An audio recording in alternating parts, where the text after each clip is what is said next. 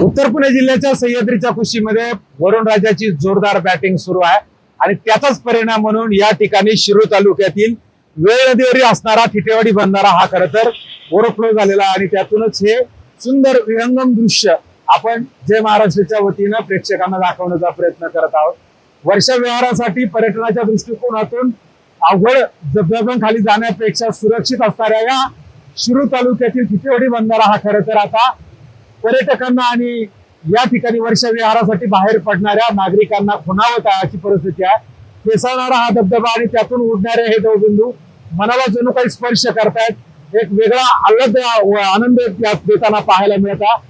अशा परिस्थितीमध्ये या धबधब्याच्या स्वरूपात असणारा या वेळ नदीचा ठिटेवाडी बंधारा खरं तर प्रवाहित झाल्यामुळे शेतकऱ्यांच्या वर्षभराचा पाणी प्रश्न, त्याचबरोबर शेतीचाही प्रश्न, जनावरांच्या पिण्याच्या पाण्याचाही प्रश्न मोठ्या प्रमाणात सुटताना पाहायला मिळत आहे।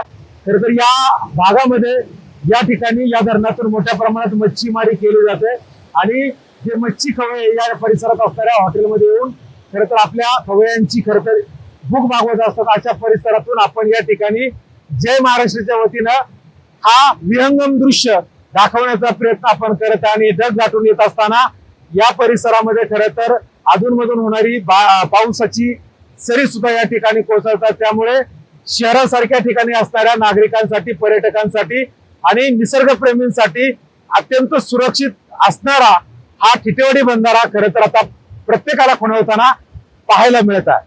अमोल दरेकर, जय महाराष्ट्र, शिरूर, पुणे।